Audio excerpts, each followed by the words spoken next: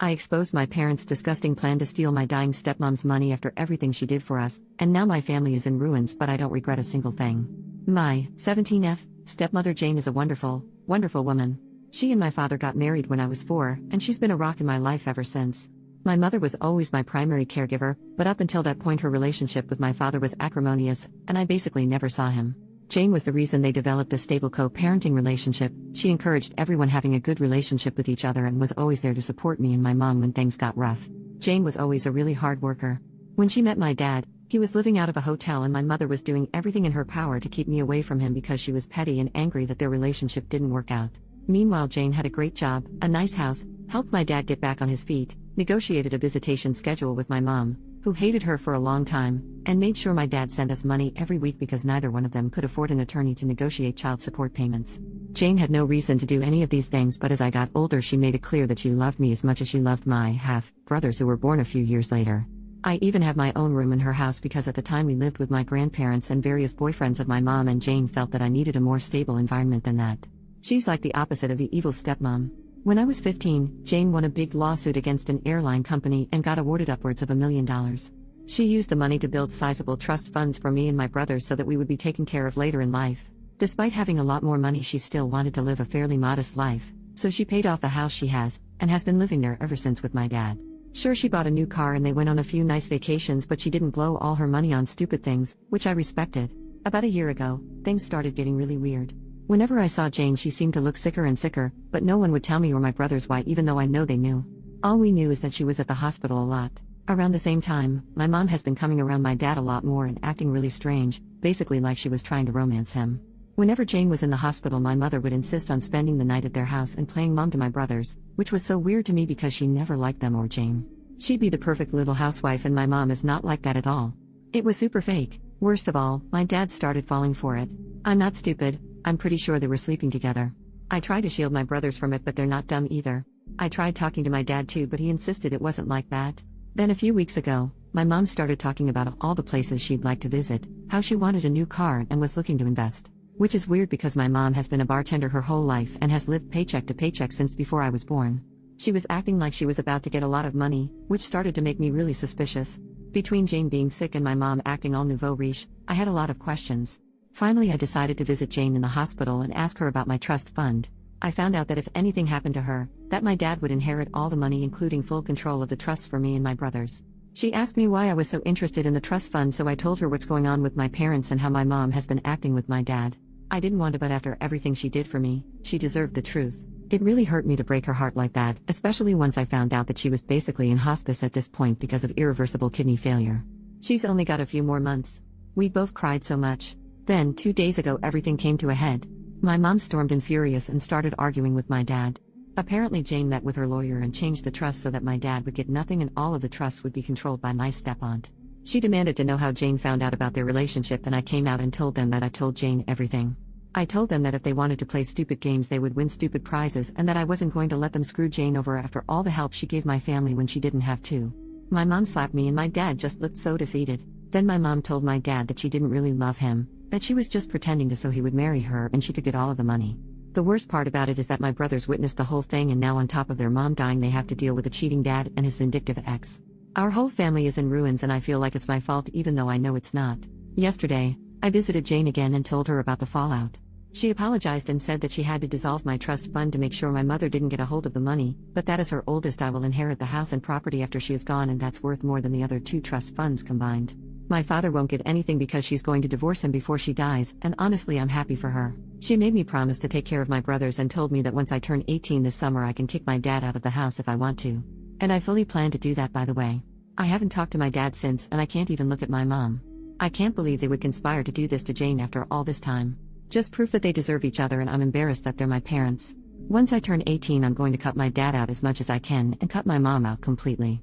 I hope she rots. Meanwhile I'm going to try and be at the hospital as much as I can until Jane passes away. Anyways, I just needed to vent. I'm really messed up about the whole thing and I feel super betrayed, although I can't even begin to imagine how Jane feels. I'm gonna be so messed up when she dies. I can't even think about that right now. But at least she's not surrounded by people who just want to bring her down. Thanks for reading. Edit. Some people are asking a lot of the same stuff, so I'll just clarify here. About my brothers, my plan is to use some of the estate money to fight for guardianship for my twin brothers so that they can live in the house while I kick my dad out. If I can't get guardianship, then I will have to let my dad stay in the house. However, once I turn 18, I will technically be an adult, so even if my dad leaves, I'm still legally able to be responsible for them. The only thing I won't be able to do is stop him from taking them if he leaves. But they will be 18 in 6 years, so even if they do have to leave, they will always be able to come back whenever they want. In a perfect world, my dad would just leave and let my brothers stay with me, which I'm sure my bio mom would be very supportive of, because right now she hates all of us, and I doubt that will change anytime soon. The trust, from what I understand, my brothers will inherit 1/3 each of the estate, and the remaining 1/3 will be used to keep the house running until they turn 18. After that, it will be up to me if I want to keep the house or sell it. At that point, my brothers will still have money left in the trust so they can branch out or do whatever they want. Otherwise, I will not sell the house and just pass it on to them, or keep it and maintain it myself, and they can just stay with me as long as they need to. Edit to the edit. So I just spoke to Jane, and she told me that the reason she dissolved the trust is because originally it was going to be split 3 times between us kids, and my dad would inherit the house. She dissolved my third and switched it over to make it to take care of the house maintenance, and instead put the house in my name so my dad wouldn't get it. Plus, by doing that, at least financially, I would be getting a much bigger share. The house is worth about 1.5 times the amount of my brother's trusts. I just wouldn't be able to do anything with it until my brothers are 18, which I'm totally cool with. Sorry if I don't have a better answer, but I'm just trying to translate what she told me. My parents, the big fight happened on Sunday, and I haven't spoken to either of my parents since. I think they're both at my mom's place right now, but that's fine with us because we're all still mad at them, so they can stay gone for all we care. I know technically that's not legal to just leave us alone, but I've been taking care of my brothers for over a year. I can handle a few days while he gets his crap together. Screw both of them. Hope that clears some stuff up. Additional information from OP on her parents, stepmom's health, trust funds. Why isn't Jane on dialysis? I don't remember the exact details, but Jane has a genetic condition where she gets cysts on her kidney. She already had a transplant a few years ago, but now she developed problems with her arteries or something in her legs, so she doesn't qualify for dialysis. She could get another transplant, but she doesn't want to because the last time was so traumatic, rejections, etc., so she decided to just let herself go onto maintenance medications to prolong her death until she gets her affairs in order. She has a few other health problems that make the typical treatments really dangerous, and according to her, she'd rather die surrounded by loved ones than on an operating table. Dissolving the trust fund, Jane told me she didn't technically have to do it, but she didn't trust my bio parents not to do something shady and get a hold of the money before I turn 18. Even if my aunt controlled the fund, my dad would still be able to collect if something happened to Jane before I turn 18.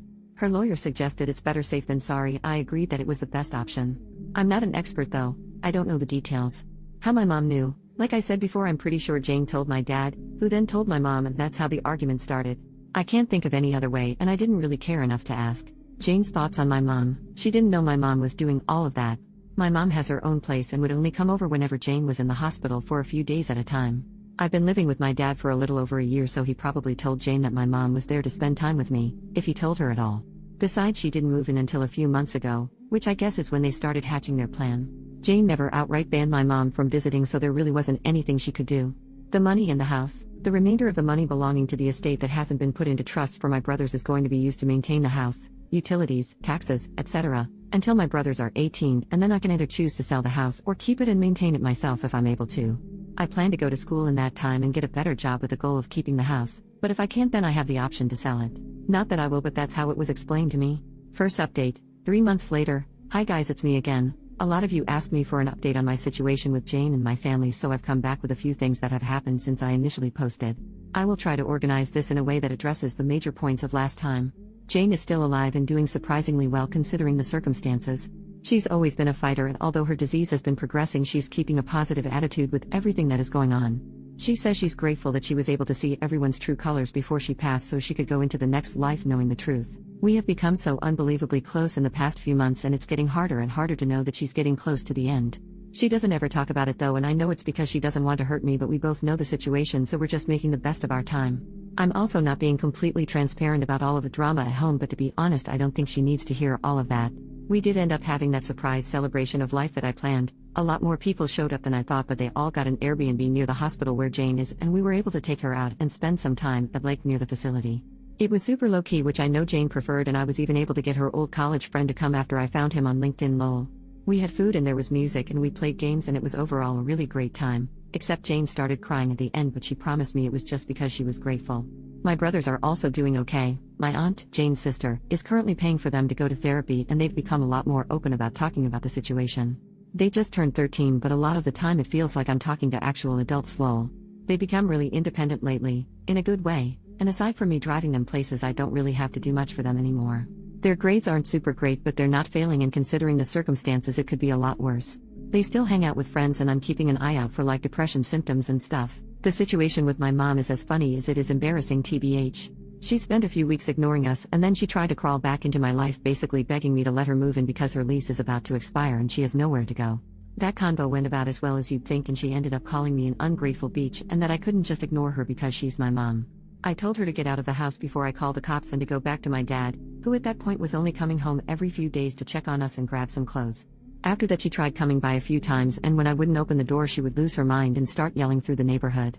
After 3 instances of this, I finally called the cops, but because I'm 17 they told me there's a possibility that I would have to go home with her since technically I'm a minor and need to be with a custodial parent. I told them no way because I was the only one watching my brothers at the moment. That led to a whole thing where after a few hours my dad basically showed up, and I was allowed to stay there because there was finally an adult present, and I'd basically lived there for over a year. After that, the cops firmly told my mom that if she keeps showing up and causing drama, my neighbors confirmed that she'd been there a few times screaming, that they would arrest her for trespassing since technically it was Jane's house and not hers. She left and hasn't tried coming to the house anymore, but for a while she would call me constantly telling me I owed her, and all kinds of stuff. She's now blocked on everything, and anything she needs to say to me gets filtered through my dad. As for my dad, well, since he's basically required to be here for another 2 months until I turn 18, we've basically just avoided each other. It's not too bad though, because I've been heavily relying on guilting him for everything to get my way.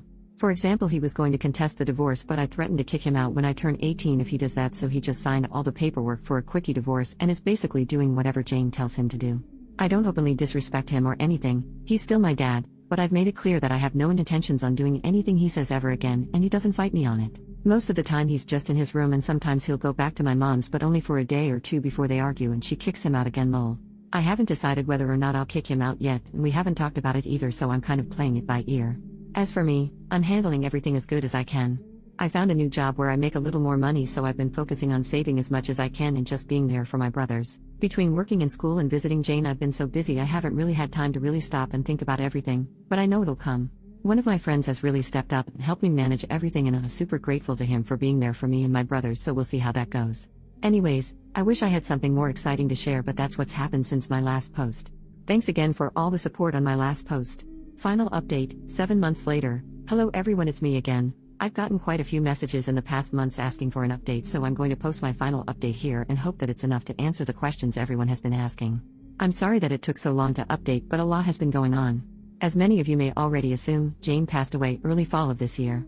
It was very traumatic and sudden, but the silver lining is that she exceeded every doctor's expectation for her life, and when she did go, she was surrounded by family, including me, my brothers, and my dad. She was on palliative care and felt no pain except for a brief moment right at the end, and we are all very grateful for that. Towards the end, Jane was physically pretty much done, but her mind was as sharp as ever. I took the advice of many of you here and recorded some voice notes for my brothers. I originally wanted to do video, but by the time we were able to do it, we both decided they didn't need to remember her wrapped in tubes and in a hospital gown.